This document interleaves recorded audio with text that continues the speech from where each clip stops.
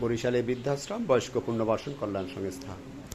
নির্যাতিত, অবহেলিত, নিঃসন্তান, ঠিকানাবিহীন, প্রতিবন্ধী, ক্ষেত্রবিশেষ প্রতিবন্ধী বৃদ্ধদের আমাদের এখানে ফ্রি লালন পালন করি। পাশাপাশি আমাদের এখানে প্রতিবন্ধী শিশু আছে, পিতা এবং মাতা পরিত্যক্ত শিশুরাও আছে। সেইখানে আমরা মূলত আপনাদের দর্শকদের উপরই আমরা নির্ভরশীল। আপনাদের সাহায্য এবং আর্থিক সহযোগিতায় মূলত আমাদের এই বৃদ্ধাশ্রমটি পরিচালনা হয়। অনেকে আছেন দৃষ্টি প্রতিবন্ধী। এই যে বোনটিকে দেখছেন, উনি দৃষ্টি প্রতিবন্ধী, দুটি চোখেই দেখে না। তারপর আমাদের এখানে আমার কথা কইবেন? আচ্ছা, আমি কথা বললে শেষ করবো তারপর না? আচ্ছা, ঠিক আছে। উনি দুইটি চোখেই ভালো দেখতে পায় না। এই বোনটি দুইটি চোখেই দেখে না। আমরা আপনাদেরই সহযোগিতা নিয়ে মূলত ওনার চোখের চিকিৎসা করাতে চাই। সেই কথাই আমাকে বলার জন্য আমরা যদি তার এই চোখের একটু অবস্থানটা দেখাই, দেখেন জন্মগতভাবেই সে দুটি চোখে দেখতে পায় না। আমার এই বৃদ্ধাশ্রমে আছে অনেক দিন যাবৎ। আর এদিকে আছে দেখেন, এই যে বিছনা লগ্ন আর একজন বৃদ্ধ, ওনাদের মূলত কেউ নাই। এরকমের দেখে আমি সবাইকে আমার বৃদ্ধাশ্রমে আশ্রয় দিই।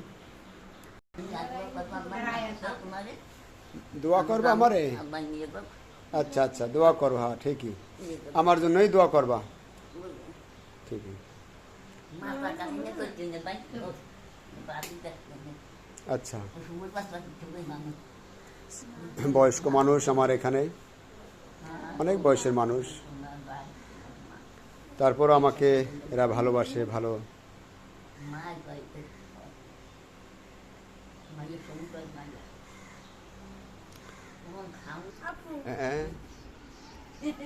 হ্যাঁ, একটু হাঁটা আবার করান দেখি, চেষ্টা করান দেখি।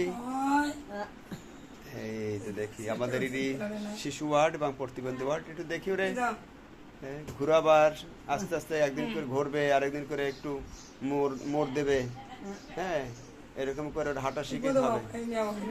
হ্যাঁ, একটু সামনের দিকে আগাও দেখি, কেমনে আগাইতে পারো। আগাও। রে পারে না গো। হ্যাঁ হ্যাঁ হ্যাঁ, তারপরও আস্তে আস্তে করে এই করে দিব। অনেকে তো ওই যে গৈরেও তারপর পথ চলে, তাই না? গৈরে হলো পথ চলে। সেই প্রশিক্ষণটা আমাদের এখানে তাকে দেওয়াইতে হবে। যেহেতু আমাদের এই সেকশনটি প্রতিবন্ধী সেকশন, শিশু আমাদের এখানে আছে। তো শুভাকাঙ্ক্ষীদের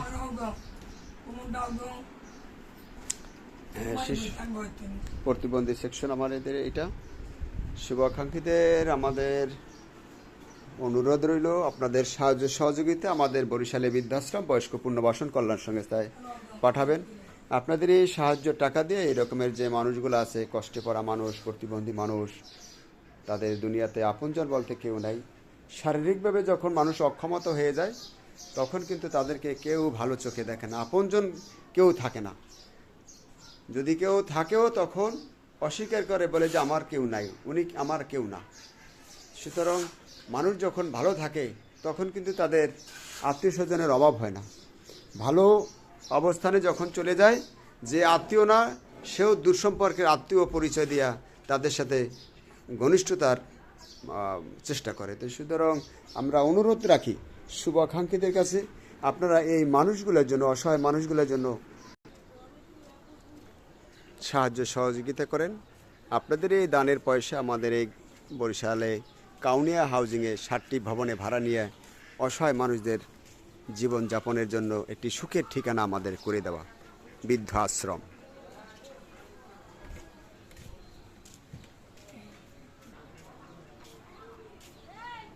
আমরা একটু ভিতরে যদি দেখাতে চেষ্টা করি, এই বিল্ডিংটির দোতলায় আমরা এই সমস্ত বৃদ্ধদের একটু ভালো রাখার চেষ্টা করি। আপনাদের এই দানের পয়সায় আমাদের এই বৃদ্ধাশ্রমটি, তারা ভালো আছে। ভালো, ওয়ালাইকুম আসসালাম। ভালো আছেন? কি হয়েছে? একবার হবে আগে জালগুলো খাইয়া চলে পুজো যায় আর এই হচ্ছে আর হচ্ছে ঠিক তেল একটু আভার মারে বয়স হয়ে গেলে এরকম আর হয় অনেক কারণে, হ্যাঁ বয়সের কারণে অনেক সমস্যা দেখা দেয়। বানু কি করো তুমি? রুম তোমার সিট গুছাইতেছো? ভালো গুছাও।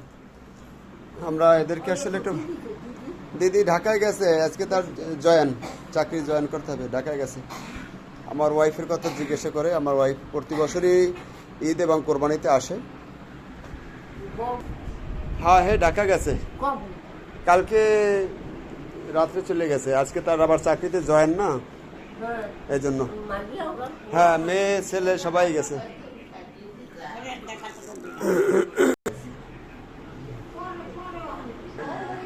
হ্যাঁ তোমরা ভালো আছো? হ্যাঁ ভালো আছি, ভালো আছি।